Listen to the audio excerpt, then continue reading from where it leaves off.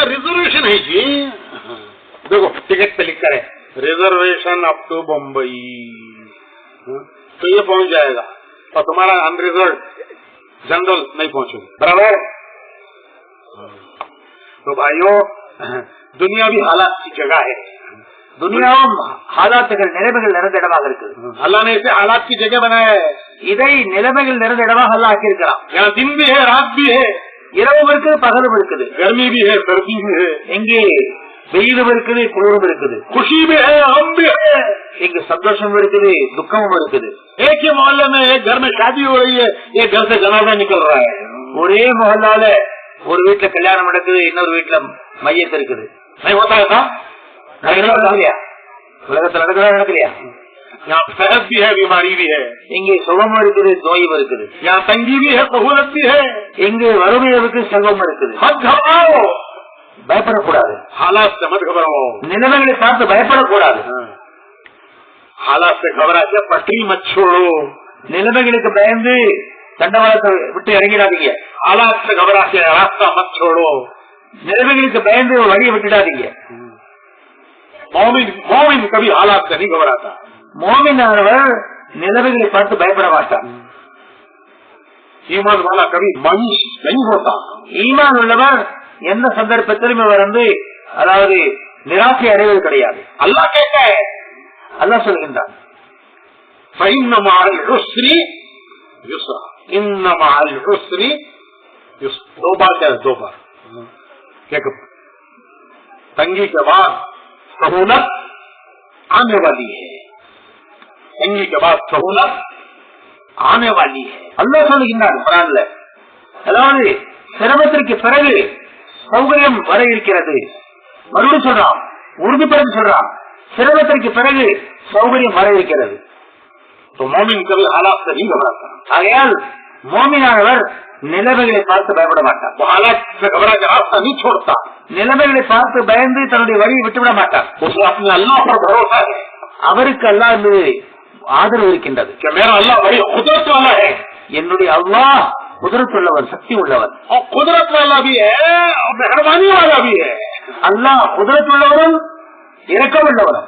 वो अपने कुदरत से काम बनाएगा, அல்லாஹ் தன்னுடைய குதிரத்தை கொண்டு என்னுடைய வேலையை ஆக்குவான். वो अपने बंदों के साथ मेहरबान है, अपनी मेहरबानी से बंदों के काम बनाएगा. அல்லாஹ் தன்னுடைய அடியார்களுடைய இரக்கம் உள்ளவன், இரக்கத்தின் காரணமாக அல்லாஹ்வுடைய அடியாருடைய வேலைகளை எல்லாம் நிறைவேற்றி தருவார். तो कभी हालात से नहीं घबरा. ஆகையால் அடியார் எந்த சந்தர்ப்பத்திலும் நிலைமைகளை பார்த்து பயப்படுவதற்கு अल्लाह से उम्मीद रखना ये मोमिन का काम है, அல்லாஹ்வின் மீது நல்ல ஆள், இது மோமினுக்கு அடையாளம். ये है हमारा रास्ता. இது நம்முடைய பாதை. तो पहला काम है रास्ते पर आना. ஆக முதல் வேலை என்ன? நமக்கு நம்முடைய பாதையின் மீது வருவது, அந்த வழியில வருவது. गाड़ी पटरी से उतर गई, இப்போ வண்டி தண்டவாளத்திலிருந்து வண்டி இறங்கிடுச்சு, தண்டவாளத்தை விட்டு வண்டி இறங்கிடுச்சு. कभी कभी होता है ऐसा, சில நிமிஷம் ஆகுதா இல்லையா? ஆகுது. तो क्या करते, என்ன செய்யணும்? என்ன செய்யறாங்க? क्या करते भाई, बड़े बड़े क्रेन लाओ, கிரேன் வருது, चेन्नई से लाओ, பெரிய பெரிய கிரேன் வருது, சென்னையில இருந்து கொண்டு வாங்க, ईरोड से लाओ, ஈரோட்ல இருந்து கொண்டு வாங்க, सिकंदराबाद से लाओ. சிக்கந்தராபாத் கொண்டு வாங்க. तो वो क्रेन आकर एक एक डब्बे को उठा के क्या करती, पटरी पर रखती कि मुंबई तक चला लग जाती, उठा के पटरी पे रख देती. उसके बाद गाड़ी चल पड़ी, चलते रहो, मंजिल को पहुंच जाओगे. இப்ப எப்பயாவது வண்டி தடம் புரண்டுச்சு, என்ன செய்யாங்க? கிரேனை கொண்டு வர்றாங்க. கிரேன் என்ன செய்யுது? பெட்டியை தூக்கி தண்டவாளத்துல வைக்குது. அப்படி செய்தா அது பெட்டியை எடுத்துக்கிட்டு பம்பை வரைக்கும் போகுதா? எப்படிங்க சொல்லுங்களேன்? பம்பை வரைக்கும் போகுது இல்லையா? பம்பை வரைக்கும் போகுதா? தண்டவாளத்தை வச்சிருது. தண்டவாளத்தை வச்ச பிறகு வண்டி ஓட ஆரம்பிச்சிருது, தன்னுடைய இலக்கை அடையுது. எங்க போய் சேரணும் அங்க போய் சேர்ந்துருது. तो आज गाड़ी पटरी से हटी है. இப்ப நிலைமை என்ன? இப்ப வண்டி அந்த தண்டவாளத்தை விட்டு கீழே இறங்கிடுச்சு. जिंदगी की गाड़ी पटरी से हटी है. வாழ்க்கையின் வண்டி தண்டவாளத்துக்கு கீழே இறங்கிடுச்சு.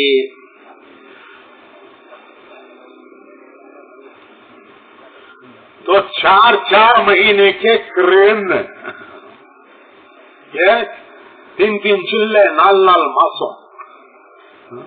हमारे एक बुजुर्ग थे सूफी उस्मान साहब, पुराने बुजुर्गों में थे सूफी उस्मान साहब।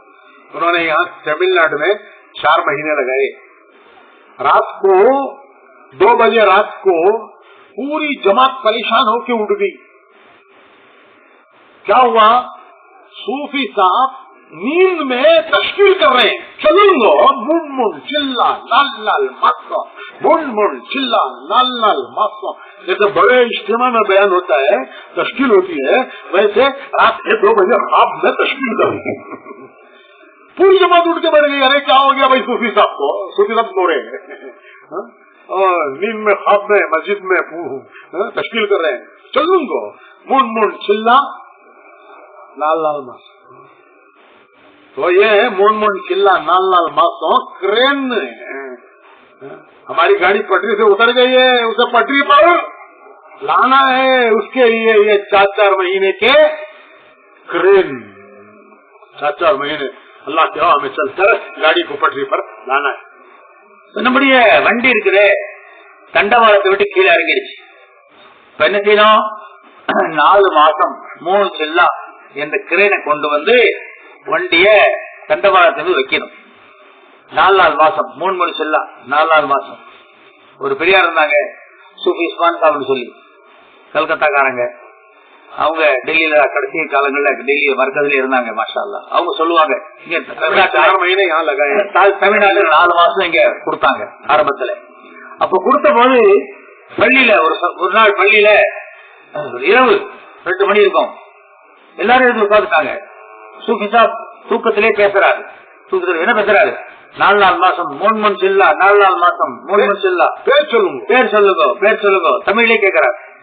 4 மாசம் வேலை செஞ்சாரு, கொஞ்சம் தமிழ் வந்துருச்சு. அது 4 மாசம் 3 சில்லா விஷயத்த வார்த்தையெல்லாம் படிச்சுக்கிட்டாரு. தஷ்கீல் செய்யறாரு. இங்க தூக்கத்துல தூங்கிட்டு இருக்கிறாரு, தஷ்கீல் செய்யறாரு. எனக்கு 4 மாசம் 3 ஜமாத் எல்லாம் விரிச்சு பேசி உட்காந்துருச்சு. ஜமாத் எழுந்துச்சு உட்காந்துருச்சு. உட்காந்து பார்த்துட்டு இருக்காங்க. என்ன சொல்றாரு? 4 மாசம் 3 சில்லா பேர் சொல்லுங்க கேட்கிறாரு. கவலை. ஆக இந்த 4 மாசம் இருக்கு. தண்டவாளத்தை விட்டு வண்டி தண்டவாளத்தை விட்டு இறங்கிடுச்சு. 4 மாசம் என்ன? 3 சில்லா என்பது என்ன? கிரேன். என்னது? கிரேன். எதுக்கு? 4 மாசம் இந்த கிரேனை கொண்டு வண்டியை தண்டவாளத்துக்கு வைக்கணும். அதுக்காக வேண்டி அதுக்கு பிறகு வண்டி வாழ ஆரம்பிச்சிடும். इंशाअल्लाह मंजिल को पहुंच जाएंगे. நாம் इंशाअल्लाह எங்க போய் சேரணுமோ அங்க போய் சேர்ந்துருவோம். और अगर मंजिल को पहुंचने से पहले दुनिया से जाने का वक्त आ गया, दुनिया से जाने का वक्त मंजिल को पहुंचने से पहले अगर आ गया, तो कुरान हदीस में बशर्ते कि जिनके रास्ते पर चले थे क़यामत में अल्लाह उनके साथ हशर करेगा. 4 மாசம் கொடுத்து நாம எந்த இலக்கை அடையிறோமோ அந்த இலக்கை அடையறதுக்கு பயிற்சி பண்ணி அங்க அடைச்சிட்டோம்னு சொன்னா அல்ஹம்துலில்லாஹ் ரொம்ப சந்தோஷம். ஆனா அதுக்கு மௌத்துக்கு முன்னால அந்த இலக்கை அடைய முடியல. மௌத்துக்கு முன்னால எந்த இலக்கை அடையிறோமோ அந்த இலக்கை அடைய முடியல. அதுக்கு முன்னால நம்முடைய மௌத்து வந்துருச்சு, அந்த மஞ்சளை அடையல என்று சொன்னாலும் ஹதீஸுடைய கருத்துல வருது, அல்லாஹ் நாளை கியாமத்துடைய நாளையில யாருடைய வழியில் நடந்தோமோ அவருடன் நம்மை எழுப்புவான். இதை பற்றி நன்மையாக இருக்குது ஹதீஸ்ல. तो पहला काम है रास्ते पर आना. आग முதல் வேலை என்ன? அந்த வழியின் மீது வருவது. दूसरी जिम्मेदारी तो घबरा गए. अरे 12 बज गए, अभी कितने बाकी है? अभी मैं छोड़ती कि खाने को नहीं की घर को. बोलो भाई. ஒரு பொறுப்பு முடிஞ்சது. இன்னும் எத்தனை இருக்குது? 2 இருக்குது. ஒண்ணுக்கே எவ்வளவு நேரம் ஆயிடுச்சு?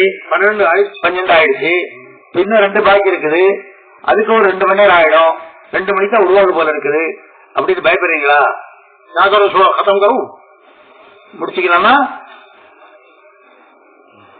चलो सूरह बकरा हो गई, अब वल्ला 3 आते ना पढ़ लेंगे.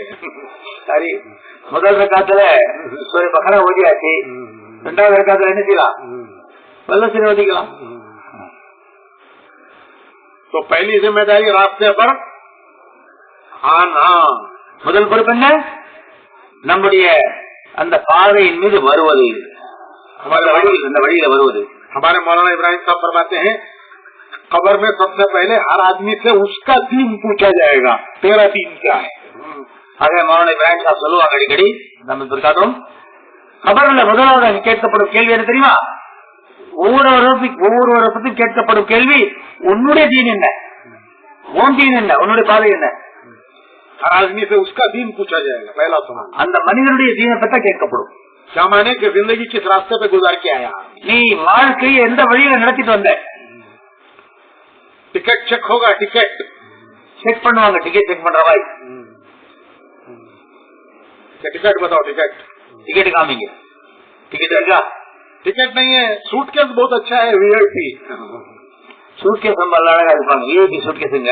घड़ियाल देखो मेरी, रेडो பாருங்க, கடிகாரம் பாருங்க, रेडो கடிகாரம். बैंक बैलेंस, वो क्या पासबुक घर में है, देखो बैंक बैलेंस मेरा कितना है. பாஸ்புக் இருக்கு வீட்டுல, எவ்வளவு பேங்க் பேலன்ஸ் இருக்கு தெரியுமா? तो टिकट कलेक्टर क्या बोलता है? டிக்கெட் கலெக்டர் சொல்லுவாரு, मैं तेरा सूटकेस नहीं देखता, तेरा टिकट बता. உன் सूटकेस எனக்கு வேண்டாப்பா, டிக்கெட் காமி. तेरी घड़ी नहीं, तेरा बैंक का पासबुक नहीं, तेरा टिकट बता. टिकट, உன்னுடைய பாஸ்புக் வேண்டாம், உன்னுடைய கடிகாரம் வேண்டாம், டிக்கெட் காமி. कितने बिल्डिंग दुनिया में छोड़ के आया, कितने असेट छोड़ के, तेरा पहले टिकट का है तेरा. அது எவ்வளவு துனியாவில் எடுத்துட்டு வந்து அதான் கேட்கப்பட மாட்டாங்க, உன்னுடைய டிக்கெட் காமி. तो भाइयों, हर आदमी से पहले उसका दीन पूछा जाएगा. முதல் விஷயம் அவருடைய தீன் கேட்கப்படும்.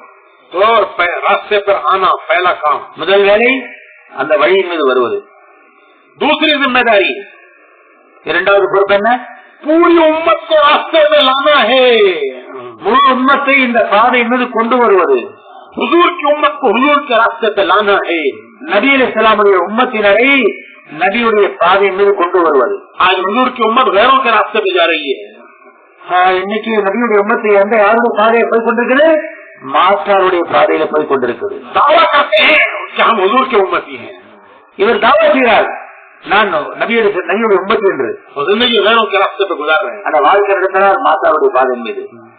क्या मुँह दिखाएंगे हुजूर को क़यामत? நாளைக்கு நபி அலைஹிஸ்ஸலாமுக்கு முன்னால எப்படி இந்த முகத்தை கொண்டு வந்து காமிக்க முடியும், எப்படி முடிக்க முடியும்?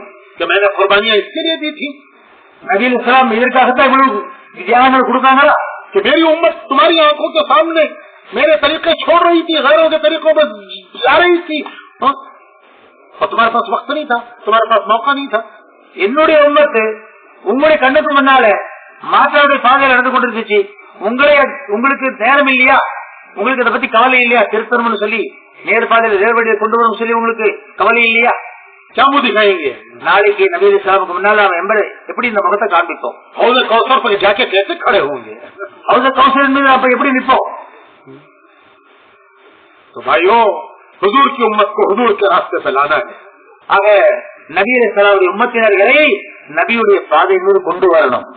ये हर उम्मती की जिम्मेदारी है. இது ஒவ்வொரு உம்மத்தியுடைய பொறுப்பாக இருக்குது. खुद रास्ते पे आना है, उम्मत को हुजूर के रास्ते पर लाना है. நாமும் சுயமாக இந்த பாதையின் மீது வரணும், இந்த உம்மத்தை இந்த பாதை மீது கொண்டு வரணும். एक एक उम्मती को हुजूर के रास्ते पे लाना है. ஒவ்வொரு உம்மத்தையும் இந்த பாதையின் மீது கொண்டு வரணும்.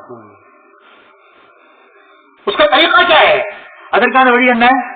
कैसे लाएंगे? எப்படி கொண்டு வருது? उसका तरीका है ये मेहनत. அதற்கான வழிதான் இந்த உழைப்பு. ये दावत की मेहनत. இந்த தாவத்துடைய உழைப்பு இருக்குதே, அதற்கான ஒரு வழிதான் இது. इसे बाहर निकल कर भी करना, இதை வெளியில புறப்பட்டு செய்யணும்.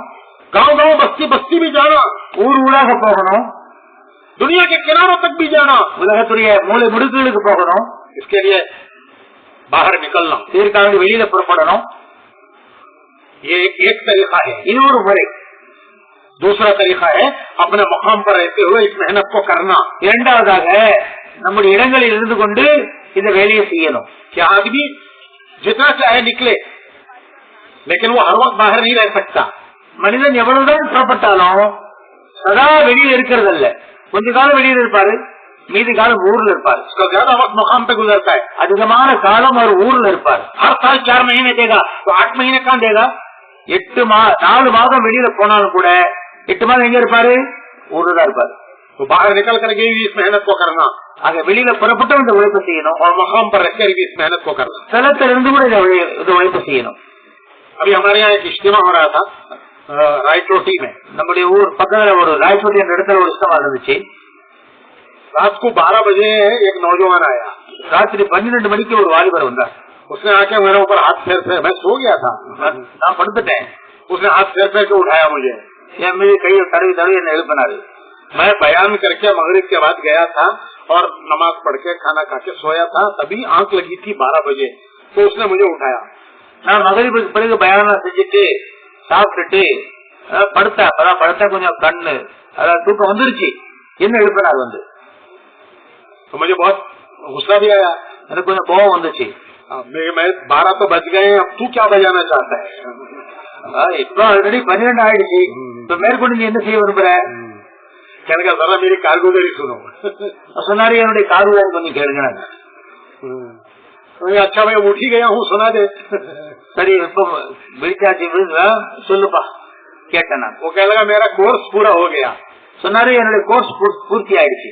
मैंने नियत की थी कोर्स के बाद 4 महीने निकलना.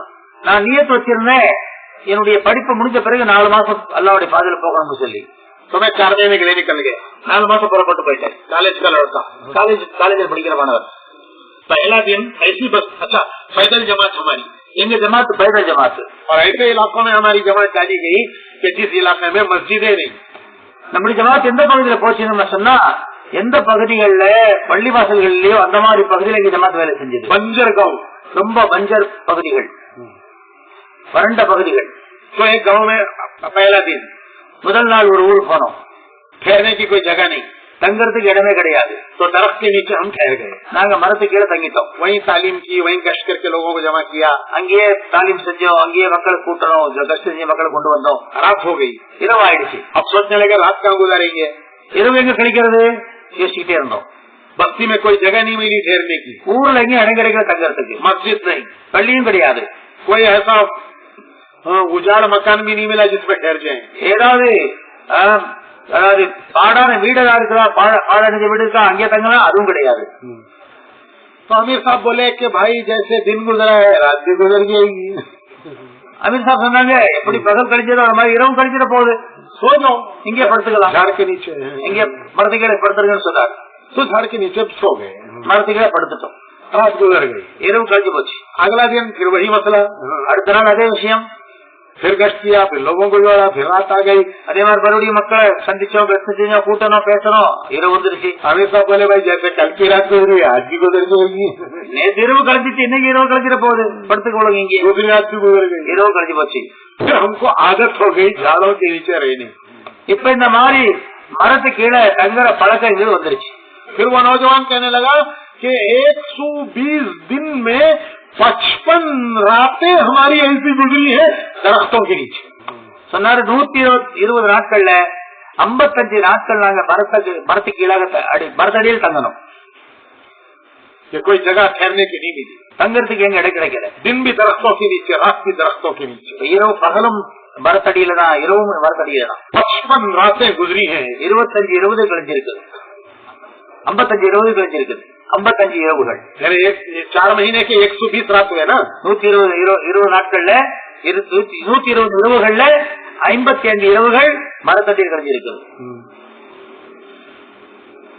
और इसमें कई जगह पर मुसल्ले आए हुए हैं. பல இடங்கள்ல அல்ஹம்துலில்லாஹ் தொழக்கூடிய இடங்கள் உருவாயிடுச்சு. उन बस्तियों से लोग इज्तिमा में आए, அந்த ஊர்ல இருந்து மக்கள் இஸ்லாமுக்கு வந்தாங்க. और उनको जमातों में निकल रहे हैं. அவங்க எல்லாம் அல்லாஹ்வுடைய பாதையில புறப்படக்கூடியவங்க வந்தாங்க. भाइयों ये कुर्बानियां हैं असल तबलीग. இப்படிப்பட்ட தியாகங்களை கொடுக்கறதா தப்லீகா இருக்கு. इन कुर्बानियों की बरकत है कि अल्लाह की रहमत जोश में आती है. இந்த தியாகங்களுடைய बरकत தான் அல்லாஹ்வுடைய இரக்கம் இருக்குது, அது பொங்கி வருகின்றது. अल्लाह की रहमत जब जोश में आती है तो सबसे पहले आता, सबसे पहली आता कुर्बानी देने वाले के लिए है, और फिर जिन जिन जगहों पर वो फिर के कुर्बानियां देता है अल्लाह वहाँ का भी माहौल बदलते हैं. முதலாவதாக யார் இந்த தியாகத்தை அவருக்கு அல்லாஹ் புறத்திலிருந்து ஒரு பெரிய கொடுப்பறை கிடைக்கின்றது. அடுத்ததாக எந்த பகுதியில் உழைப்பு செய்யப்பட்டதோ அந்த பகுதி மக்களுக்கும் அல்லாஹ் புறத்திலிருந்து இறக்கப்படுகின்றது.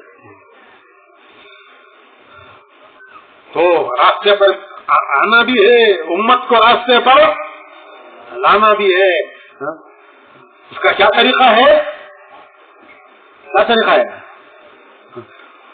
खुद रास्ते पर आने का तरीका अलग, दूसरों को रास्ते पर लाने का तरीका अलग नहीं है। एक ही मेहनत है, उसी मेहनत से खुद भी रास्ते पर आता है, उम्मत को भी रास्ते पर लाता है। அது நாமும் இந்த பாதையின் மீது வரணும், உம்மத்தையும் இந்த பாதையின் மீது கொண்டு வரணும். அதற்காக வெவ்வேறு விதமான உழைப்புகளா? இல்லை, ரெண்டு விஷயத்துக்கும் ஒரே உழைப்பு தான். ரெண்டு விஷயத்துக்கு நாமும் இந்த பாதையின் மீது வருவதற்கும் உம்மத்தை இந்த பாதையின் மீது கொண்டு வருவதற்கும் ஒரே உழைப்பு தான். उसके लिए 4-4 महीने निकलना है, அதுக்காக வேண்டி 4 மாசம் புறப்படணும், पैदल भी फिरना है, அதுக்காக வேண்டி இந்த கால்நடையாக போகணும். वो नौजवान कह रहा था कि वो 55 रातें जो दरख्तों के पीछे गुजरी है उसकी कैफियत में नहीं बता सकता. அந்த வாலிபர் சொன்னார், அந்த 55 இரவுகள் மரத்தடியில் கழிஞ்சிச்சு, அதனுடைய உணர்வுகள் இருக்கு, அந்த உணர்ச்சி இருக்கிற, அதை நான் வார்த்தையால சொல்ல முடியாது.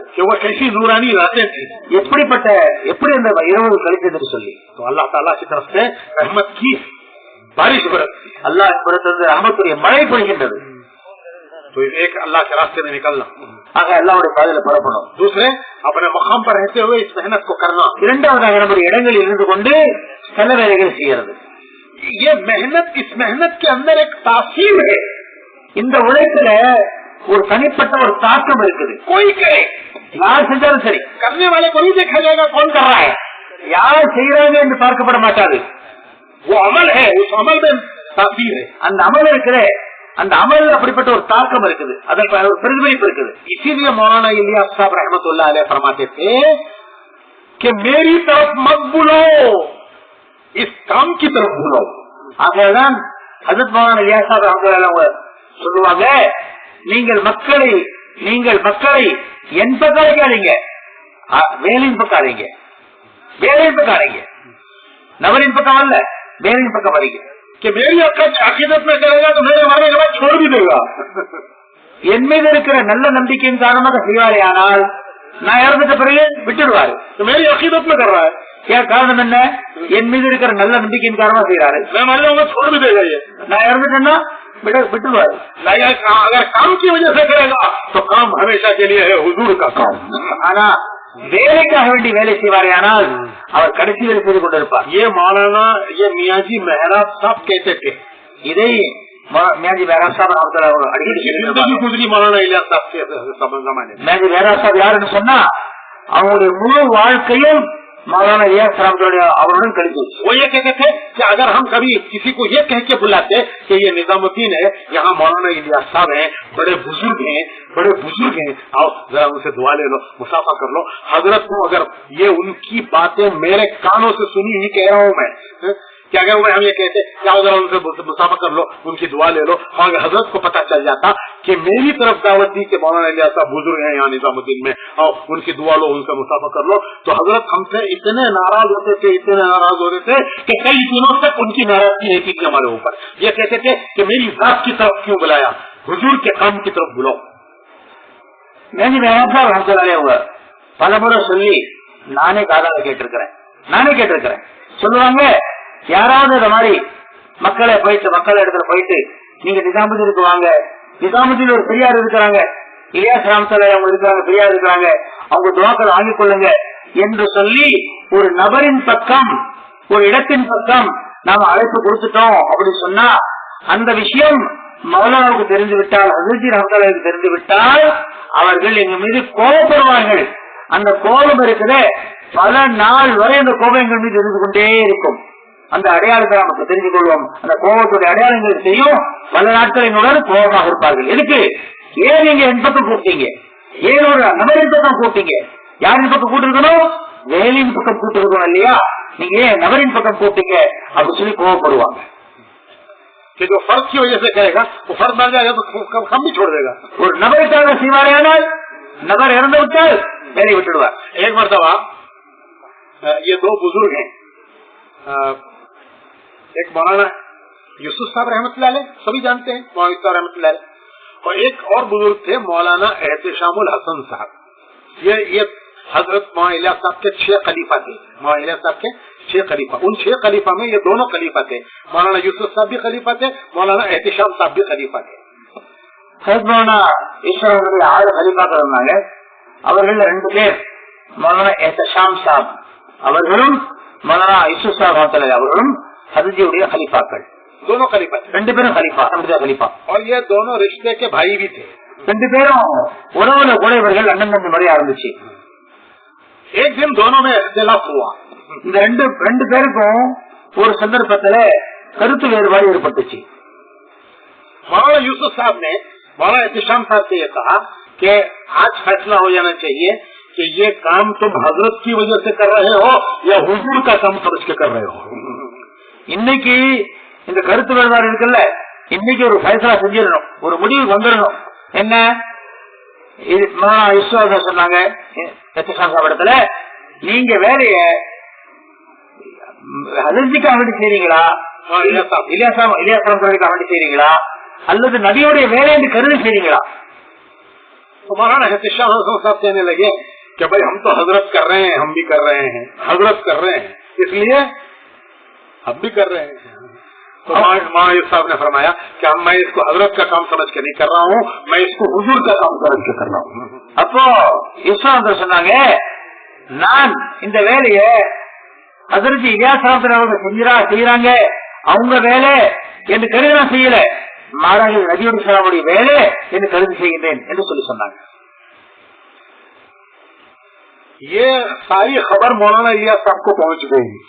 இந்த 2 பேரும் பேசி இருக்குதே, இது மௌலானா இலியாஸ் அவர்களுக்கு போய் அவங்களுடைய காதுக்கு பட்டுச்சு. तो मौलाना इलियास साहब ने मौलाना यूसुफ साहब को बुलाया. அவங்க மௌலானா அவங்க யூசுஃபை கூப்பிட்டாங்க. और मौलाना यूसुफ साहब को बुलाकर बनावटी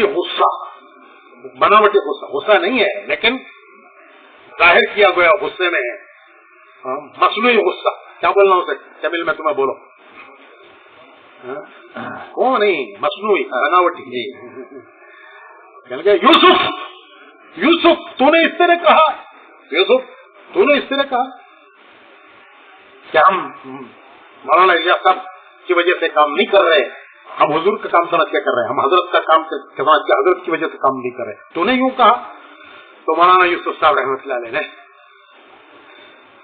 सर झुका के कहा कि हाँ हजरत मैंने यूं ही कहा है, हाँ हजरत मैंने यूं ही कहा है. तो मौलाना इलियास साहब उठ के बैठ के और मौलाना यूसुफ साहब को गले से लगा के फरमाया कि तू काम को लेके चलेगा. அப்போ இந்த விஷயம் மௌலானா இலியாஸ் ரஹ்மத்துல்லாஹி காதுக்கு பட்டுச்சு. அவங்க கூப்பிட்டாங்க, யூசுப் ரஹ்மத்துல்லாஹி கூப்பிட்டாங்க, கேட்டாங்க, யூசுப் நீ இந்த மாதிரி சொன்னியா? போலி கோபம், உண்மையான கோபம் இல்ல, போலி கோபப்படுற மாதிரி போலி கோபத்தை சொன்னாங்க. யூசுப் இது மாதிரி சொன்னியா, நீ இது ஹஜ்ஜுடைய வேலைன்னு சொல்லி நான் நினைச்சு செய்யல, நபியுடைய வேலை நினைச்சு செய்யறேன்னு சொல்லி சொன்னியா நீ? அவங்க சொன்னாங்க, ஹஜ்ரத் ஆமா அப்படித்தான் நான் சொன்னேன்னு சொன்னாங்க. உடனே ஹஜ்ரத் இலியாஸ் ரஹ்மத்துல்லாஹி அவங்க போலி கோபப்பட்டவங்க அவங்க எழுந்து உட்கார்ந்தாங்க. எழுந்திருச்சு நின்று ஹஜ்ரத் இலியாஸ் யூசுப் ரஹ்மத்துல்லாஹி மோசம் செஞ்சாங்க சொல்லி சொன்னாங்க. அவங்களுடைய நெத்திய முகத்தாங்க சொன்னாங்க, யூசுப் நீதான் இந்த வேலையை எடுத்து செல்லுவேன், சொன்னாங்க. तो भाइयों ये काम हुजूर का काम है. ஆக கிராமங்களே இது யாருடைய வேலை? நபியுடைய வேலை. और हुजूर के अमल में नूर है, नबी अलैहिस्सलाम के अमलगள்ல ஒரு பிரகாசம் இருக்கு. ये उन अमल की तासीर जो नजर आ रही है, நாம் வெளிப்படையா பார்க்கிறோமே இந்த மாற்றங்கள் எல்லாம், இந்த தாக்கத்தை பார்க்கிறோமே, இதெல்லாம் என்ன? நாம் செய்யக்கூடிய அமலுடைய ஒரு தாக்கீர், தாக்கம் தான் இது. अमल की तासीर है, இது அமலுடைய தாக்கம். जिंदगियां बदलती हैं, இதன் காரணமாக வாழ்க்கைகள் மாறுது, इलाकों के हालात बदलते हैं, பகுதியுடைய நிலைமைகள் மாறுது, इलाकों का माहौल बदलता है, பகுதியுடைய சூழ்நிலைகள் மாறுது. ये हुजूर वाले अमल की तासीर है, हुजूर की मेहनत की तासीर. இது என்ன? नबी अलैहिस्सलाम உடைய அமலுடைய தாக்கம் தான் இது. तो भाइयों इस मेहनत को बसीरत के साथ करना है. ஆகையால் இந்த வேலையை பசீரத்தோட செய்யணும், समझ के साथ करना है. விளங்கி செய்யணும். समझ के करेगा तो समझ के करने वाला इंशाअल्लाह उसको इस्तिकामत भी नसीब होगी. யார் இந்த வேலையை விளங்கி செய்வாரோ அவர் இஸ்திகாமத். और सिर्फ अकीदत से करेगा और समझ नहीं है, बसीरत नहीं है. देखो कुल हाज़िही सबीली, कुल हाज़िही सबील, ये है मेरा रास्ता। क्या रास्ता है मेरा? अरे क्या रास्ता है भाई? अदो अदो अदो इल्लल्लाह, अदो इल्लल्लाह, अला बसीरत, अला समझ के, समझ के, समझे बगैर करेगा, समझे बगैर छोड़ भी देगा। இந்த வேலையை விளங்கி செய்யணும். என்ன என்ன சொல்லப்பட்டுச்சு குர்ஆன்ல? என்ன சொல்லப்பட்டுச்சு? குல் ஹாஸிஹி சபீலி, இது என்னுடைய பாதை. என்ன பாதை? அதுவு இலல்லாஹ், அல்லாஹ் பக்கம் அழைக்கிறது. எப்படி அழைக்கிறது? அலா பசீரத்தின், பசீரத்தோட அழைக்கிறது. பசீரத்தோட அழைச்சாதான், பசீரத்தோட வேலை செஞ்சாதான் அவர் நினைச்சு நிற்பாரு, கடைசி வரை செய்வாரு. அப்படி இல்லைன்னு சொன்னா, விளங்காம செஞ்சாருன்னு சொன்னா விளங்காம விட்டுடுவாரு. விளங்காம செஞ்சா விளங்காம விட்டுடுவார், விளங்கி செஞ்சா கடைசி வரை நிலைச்சிருப்பார். ஹுசூர் की मेहनत समझ के मेहनत करना है. ஆகையால் இதை நபியுடைய உழைப்பு என்று விளங்கி நம்ம செய்யணும். ஹுசூர் का काम समझ के काम करना है. நபியுடைய வேலை என்று விளங்கி வேலை செய்யணும். இந்த வேலை நபரின் பக்கம் அல்ல. हुजूर ने उम्मत को एक मेहनत दी है. नबी इस्लाम और उழைப்பை கொடுத்தார்கள். जो मेहनत को लेकर खड़े होंगे अल्लाह, क्योंकि उस अमल में तासीर है. அந்த அமல்ல ஒரு தாக்கம் இருக்குது. मैं हमारे यहाँ समझाता हूँ लोगों को, நான் மக்களுக்கு இந்த மாதிரி சொல்லி விளக்கிறது உண்டு. देखो ये गश्त करने वाले तुम्हारे ही साथी हैं. உதாரணமா गश्त செய்றவங்க யாரு? நம்ம சாத்திகள் தான். ये घर घर जाके मुलाकातें करने वाले तुम्हारे ही साथी हैं, நம்முடைய நண்பர்கள் தான். வீடு வீடா போய் சந்திக்கிறாங்க, மக்கள் சந்திச்சு அழைச்சிட்டு வராங்க. ये कोई बुजुर्ग लोग नहीं है, இவங்க பெரிய ஒரு புதுர் பெரியார்கள் இல்ல. तुम्हारे मोहल्ले के लोग, உங்க मोहल्ला சேர்ந்தவங்க, ये रिश्तेदार, உங்க சொந்தக்காரங்க தான். ये मेहनत करने वाले, இந்த உழைப்பு செய்றவங்க. ये इनकी मेहनत का नूर नहीं फैल रहा है. இவங்க செய்யறாங்களே, இவர்களின் காரணமா இந்த பிரகாசம் பரவல. ये हुजूर के अमल का नूर फैल रहा है. பரவல் என்ன? நபி அலைஹிஸ்ஸலாமுடைய அமலுடைய பிரகாசம் பரவி கொண்டிருக்கு. ये हुजूर का अमल कर रहे हैं. யாருடைய அமல் செய்றாங்க? நபியுடைய அமல் செய்றாங்க. और मैं मिसाल देता हूँ. उदाहरणமாக एक नेक आदमी, दीनदार आदमी, परहेजगार आदमी स्विच डाला तो लाइट आता है. एक गुनाहगार आदमी स्विच डाला तो अंधेरा आता है. अरे भाई समझ में आ रहा है नहीं आ रहा है? उदाहरण, एक आदमी है नमाजी, परहेजगार, रोजादार, नमाजी, परहेजगार, दीनदार, वो स्विच डालता है, रोशनी आती है. एक गुनाहगार स्विच डालता है तो अंधेरा आता है. कौन डाले तो भी की वो?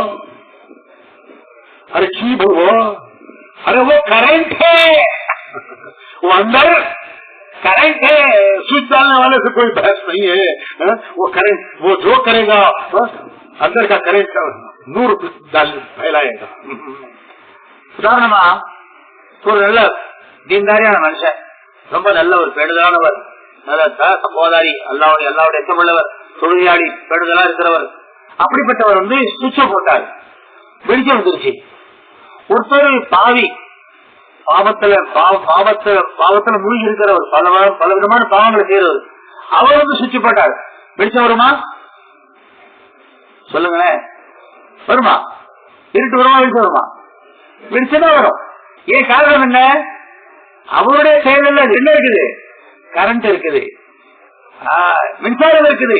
அதனால யாரு போட்டாலும் சரி, பரிசுத்தமான ஆள் போட்டாலும் சரி, பெருதான ஆள் போட்டாலும் சரி, ஒரு பாவி வந்து போட்டாலும் சரி, யார் போட்டாலும் வெளிச்சம் வரத்தான் செய்யும். அந்த வெளிச்சத்துல இவருக்கும் பலன் கிடைக்கும், மற்றவங்களுக்கும் பலன் கிடைக்கும். அத்தர் எல்லாருக்கும் தெரியும்.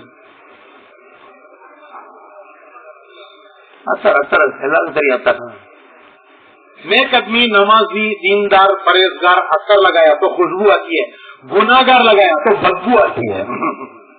ஒருத்தர் அத்தர் இருக்க, அத்தர் நறுமணம். ஒரு நல்ல பெருதான மனுஷன், தொழுகையாளி, நோம்பாளி, பரார்வதர், ஒரு சிக்கர் செய்யறவர், ரொம்ப பெருதான மனுஷன், அவர் அத்தர் பூசிட்டு வந்தாரு, நறுமணம் வந்துச்சு. ஒரு பாவி அத்தர் பூசிட்டு வந்தாரு, துர்நாற்றம் வந்துச்சு. அப்படித்தானே? அரே போல பை, சொல்லுங்களேன், அப்படித்தானே? கோவில் யாரு பூசினாலும் वासने एक आदमी लगाया तो भी खुशबू, गुनाहगार लगाया तो भी क्यों? अरे क्या हजरत ये बयान करने आए तुम्हें बेंगलुरु से? बता मालूम नहीं तुम ना, बता मालूम नहीं तुम ना, ये बयान करने आए बेंगलुरु से. अत्तर हजरत वो कौन लगाया तो भी वैसा हजरत ये अमल है, हजरत अमल है। ये दावत एक मेहनत है, ये दावत एक मेहनत है, ये एक कुर्बानी है, ये एक अमल है।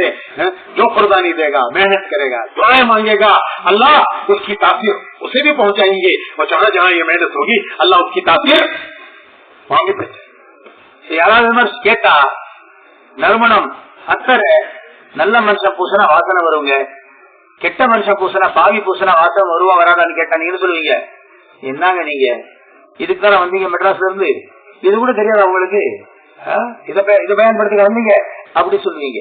ஏன் யார் பூசினாலும் சரி, நறுமணம் பூசினா அத்தரை பூசினா யார் பூசினாலும் நல்ல வாசனை தான் வரும், இது தெரியாது உங்களுக்கு அப்படின்னு கேட்டீங்க. அதே போல கனவான்களை பெறுவர்களே, இந்த அமல் யாருடைய அமல்?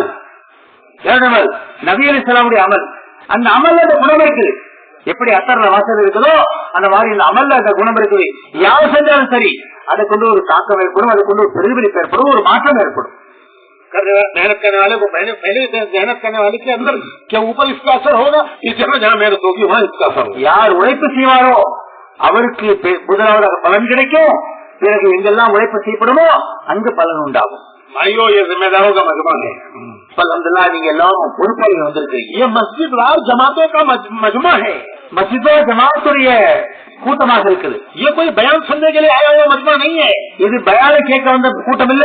ये कोई तमाशाई मजमा नहीं है. இது வேடிக்கை பார்க்க வந்த கூட்டம் இல்ல.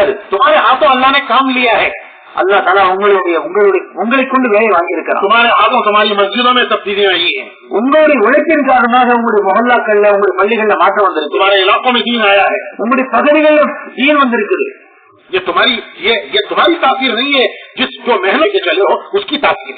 இது உங்களின் காரணமாக அல்ல, ஆனால் நீங்க எந்த உழைப்பை மேற்கொண்டு செல்கின்றீர்களோ அந்த உழைப்பின் காரணமாக हुजूर की मेहनत की तासीर. இது நபி அலைஹிஸ்ஸலாமுடைய உழைப்புடைய தாக்கம். இது हमारे बुजुर्गों ने हुजूर की मेहनत ही हमें समझाई है.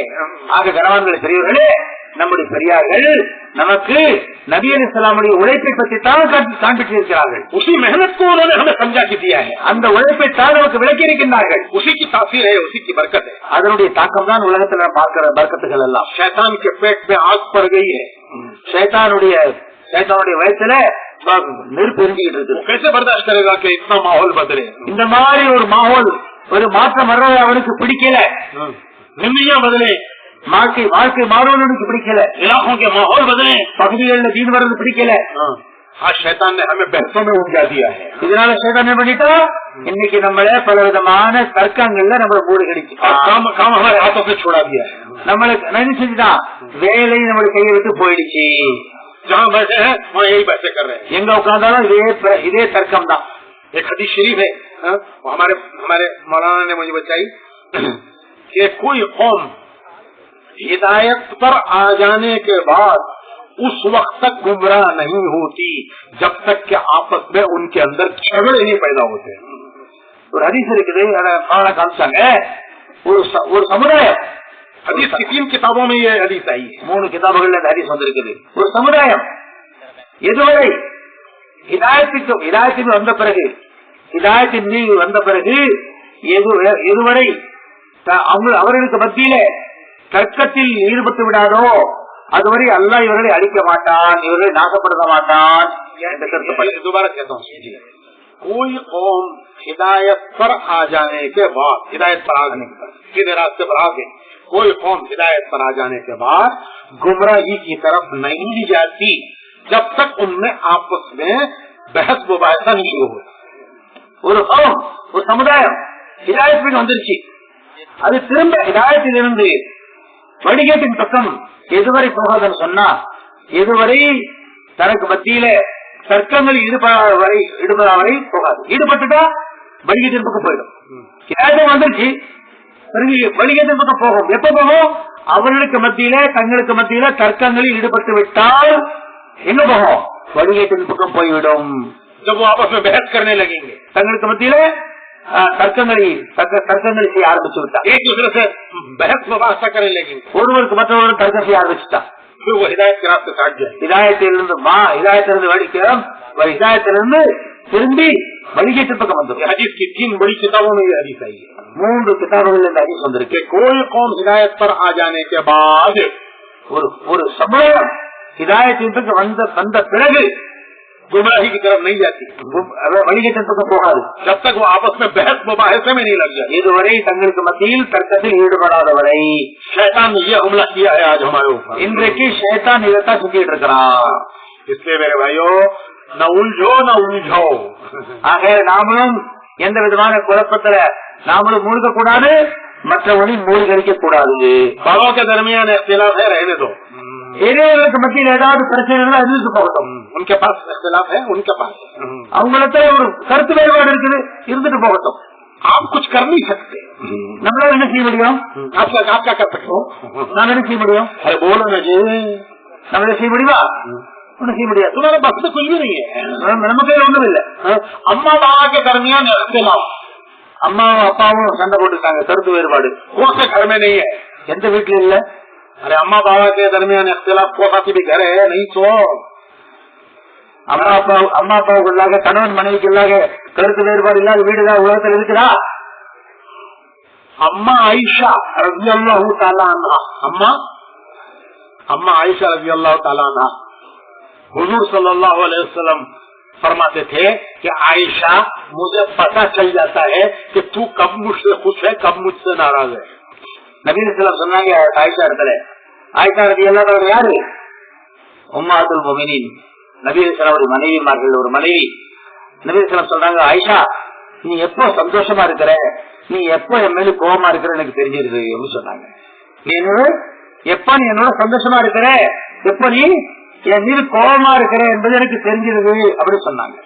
हुजूर में आयशा रज़ियल्लाहु अन्हा इनका इख्तिलाफ हो गया. அத நபி ஸல்லல்லாஹு அவங்களுக்கும் அவங்களுடைய மனைவிக்கும் மத்தியில இந்த நிலை. तो हज़रत आयशा कहने लगी कि हुजूर आपको कैसे पता चलता है कि मैं खुश हूँ या नाराज हूँ? அவங்க கேட்டாங்க, யா ரசூலுல்லாஹ் எப்படி உங்களுக்கு தெரியுது நான் சந்தோஷமா இருக்கிறேன் இல்லையா, உங்களுக்கு எப்படி தெரிஞ்ச போகுது? तो हुजूर ने फरमाया कि आयशा, जब तू मुझसे खुश होती है तो कहती है रब्बे मोहम्मद की कसम. जब तू मुझसे खुश होती है तो कहती है रब्बे मोहम्मद की कसम. और जब तू मुझसे नाराज होती है तो कहती है रब्बे इब्राहिम की कसम.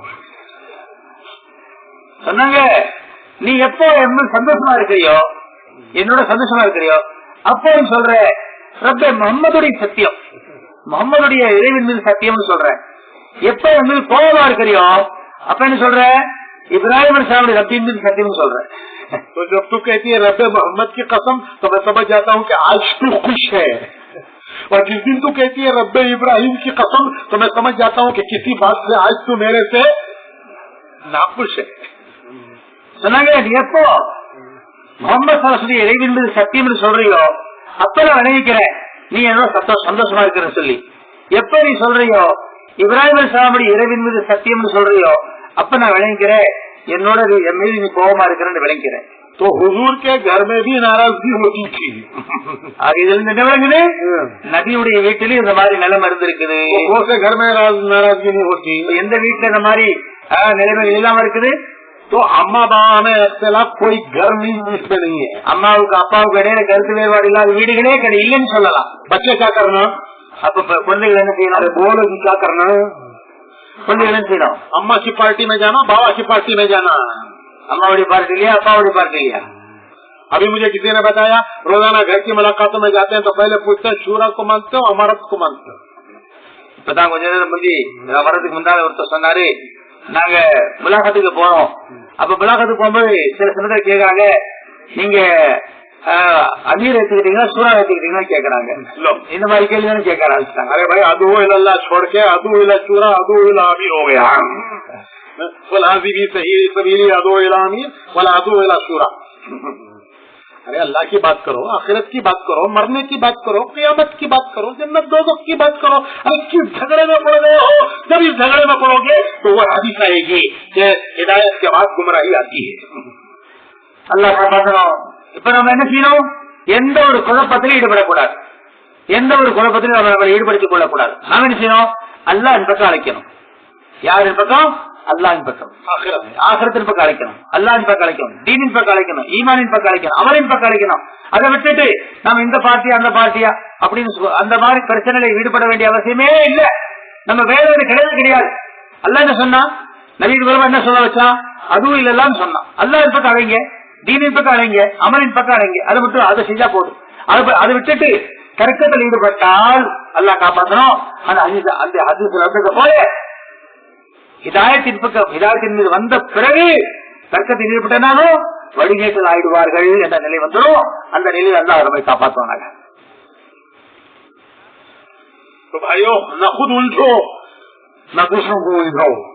ஆக நானும் இந்த குழப்பத்தில் ஈடுபடக்கூடாது, மற்றவர்களையும் இந்த குழப்பத்தில் ஈடுபடுத்தக்கூடாது. அரே तुम कुछ कर नहीं सकते, நீங்க உங்களால் ஒன்றும் செய்ய முடியாது. मियाँ बीवी का झगड़ा दूसरा कोई हल नहीं कर सकता. கணவன் மனைவிக்குள்ளாக இருக்கிற தகராறு, அந்த வேற்றுமை வேறு யாரும் அதை தவிர்க்க முடியும். वो खुद ही करेंगे, அவங்களே கேட்டுக்குவாங்க. दुआ करो, துவா செய்யுங்க, दुआ करो, துவா செய்யுங்க. अब मियाँ मियाँ बीवी की बात है, तुम्हारे लिए कौन है? अम्मा बाबा. अम्मा बाबा के झगड़े में बच्चे क्या करना? अम्मा की साइड लेना, बाबा की लेना. अरे बोलो जी, அது 2 பேரும் கணவன் மனைவி, அவங்களுக்குள்ள கருத்து வேற்றுமை இருக்குது. உங்களுக்கு அவங்க யாரு? பெற்றோர்கள், அம்மா அப்பா. இப்ப நீங்க அம்மாவுடைய பார்ட்டி அப்பாவுடைய பார்ட்டியா? என்ன செய்யணும்? யாருடைய பார்ட்டியில் சேரணும்? யாருடைய பார்ட்டியில बेइज्जती करोगे, बेइकरामी करोगे, अम्मा की बेइज्जती करोगे, अम्मा की बेइकरामी करोगे या बाबा की बेइकरामी करोगे? அம்மாவை திட்டுவீங்களா, அப்பாவை திட்டுவீங்களா? அம்மாவை கேவலப்படுத்துவீங்களா, அம்மா அத்தாவை கேவலப்படுத்துவீங்களா?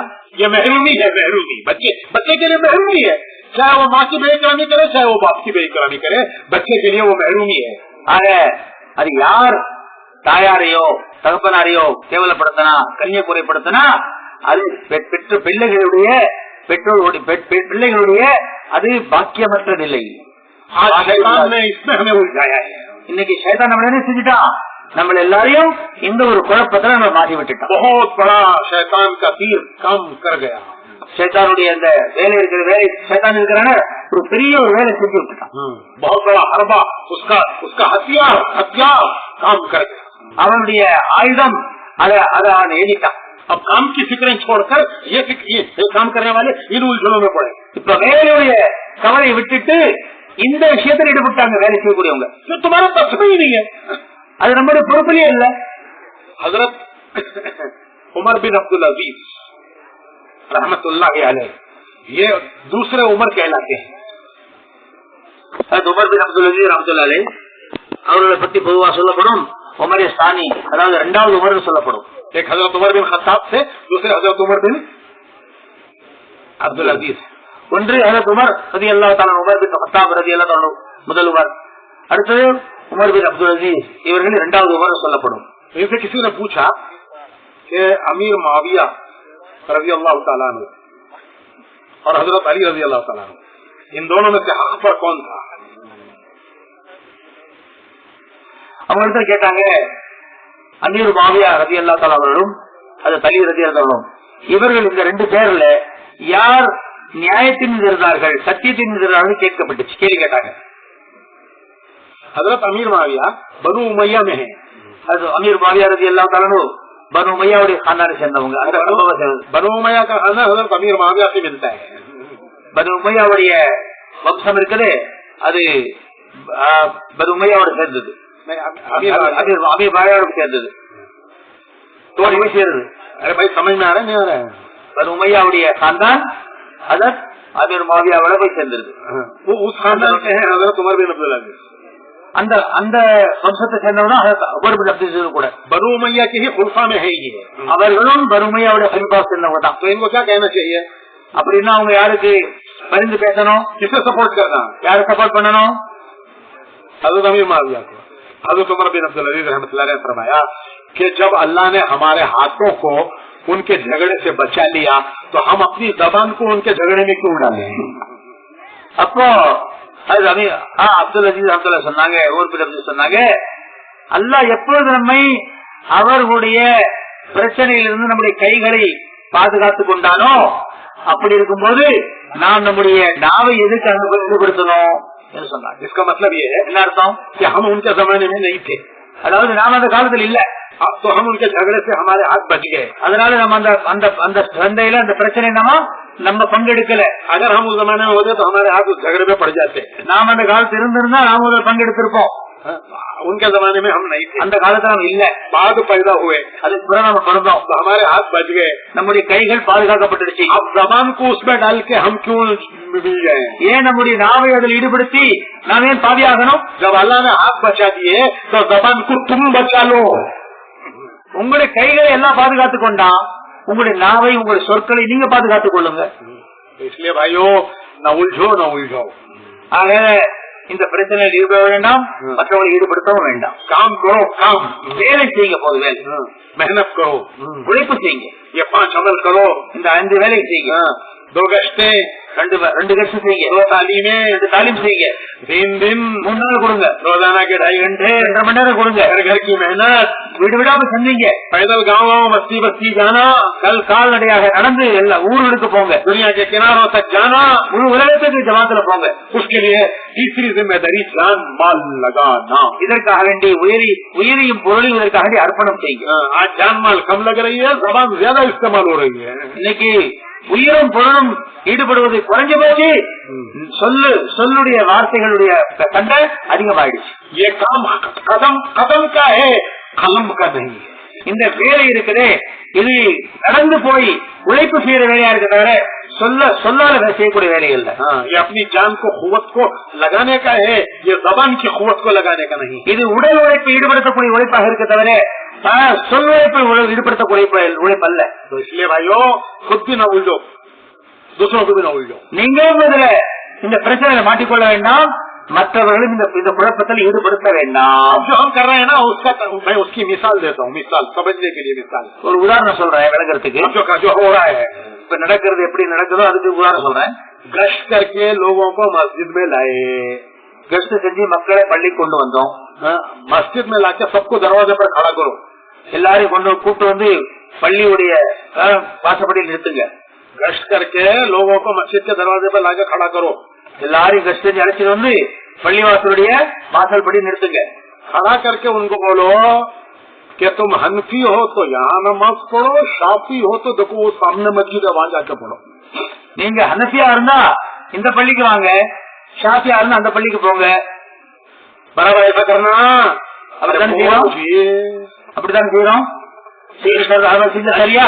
गश्त करके मेहनत करके लोगों को लेकर आए, मस्जिद के दरवाजे पर खड़ा करो, खड़ा करके बोलो देखो भाई हनफी मुसल्ला है, हनफी मस्जिद है, जितने हनफी हैं यहाँ आ जाओ नमाज पढ़ने, और जितने शाफी हैं वो देखो वहाँ वो गली में मस्जिद है शाफियों की, वहाँ जाकर नमाज पढ़ो.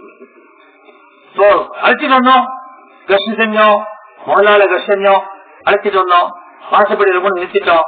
நிறுத்திட்டு இப்ப சொன்னோம், இது பள்ளி பாருங்க, இந்த பள்ளி இருக்குது ஹனஃபி பள்ளியா இருக்குது, யார் யார் ஹனஃபியா இருக்குது இந்த பள்ளி தொழுது கொள்ளுங்க, இந்த பள்ளிக்கு வாங்க. யார் ஷாஃபியா இருக்கணும் அடுத்த தெருவுல பள்ளி இருக்குது அங்க போங்க, அப்படிதான் சொல்லுவோம். ऐसा करते गश्त में उससे पूछते ही नहीं तो हनफी है कि शाफी है. அது மாதிரி செய்யறதும் இல்ல, இது கேட்கறதும் இல்ல, நீ ஹனஃபியா ஷாஃபியான்னு கேட்கறதும் இல்ல. अरे भाई कुछ भी हो चल नमाज पढ़ा. யாரா இருந்தாங்க என்ன செய்யணும், சொல்லுங்களாமா. ये हनफी शाफी का इख्तिलाफ इमाम अबू हनीफा इमाम शाफी का इख्तिलाफ है, तुम्हारा मेरा इख्तिलाफ नहीं है. அந்த கருத்து வேறுபாடு யாருக்குள்ளாக, இமாம் ஷாஃபி ரஹ்மத்துல்லாஹி அலைஹி இமாம் ஹனஃபி ரஹ்மத்துல்லாஹி அலைஹிக்குள்ளாக இருக்கிற கருத்துப்பாடு நமக்குள்ளாக இருக்கிற கருத்து வேறுபாடு அல்ல. ஆக நம்ம அந்த கருத்து வேறுபாடுல அத பிரச்சனையில மாட்ட வேண்டிய அவசியமே இல்லை. उम्मत को नमाज पढ़ाओ. நம்மளுடைய பொறுப்பு என்ன, उम्मத்தை தொழுகையை ஆக்குவதே ஒரு பொறுப்பு. वो चाहे हनफी मुसल्ला हो उसमें शाफी पढ़ ले, चाहे शाफी मुसल्ला हो उसमें, अरे बोलो ना चाहिए ஹனஃபி பள்ளி ஹனஃபி பள்ளியில ஷாஃபி தொழுதுக்கிட்டோம், ஷாஃபி பள்ளியில ஹனஃபி தொழுது, அதை பத்தி பிரச்சனையே கிடையாது. हमको कहते मालिक वहाँ का इमाम मालिकी है. பாரத்துக்கு போறோம், மக்காவுக்கு போறோம், அங்க தொழுகிற மாதிரி யாரு, மதீனாவுக்கு போறோம், அங்க யாரு மாலிகி இமாம். पूछते क्या इमाम कौन, हनफी की शाफी? அங்க கேக்குறோமா இமாம் சாப் ஹனஃபியா ஷாஃபியா கேக்குறோம். हनफी है ना शाफी है, वो तो मालिकी है. அவங்க ஹனஃபியும் இல்ல ஷாஃபியும் இல்ல, அவங்க மாலிகியா இருக்கிறாங்க. कभी कोई पूछा யாராவது கேட்டாங்களா, किस झगड़े में पड़ गए हो यार, எந்த பிரச்சனை மாட்டிக்கிட்டீங்க தேவையில்லாம. और आखिरी बात ये है कि आने वाले भी बात ऐसे होते हैं जो उलझाते हैं. சில சமயத்துல என்ன ஆகுதுன்னு சொன்னா வரக்கூடியவர்களும் நம்மளை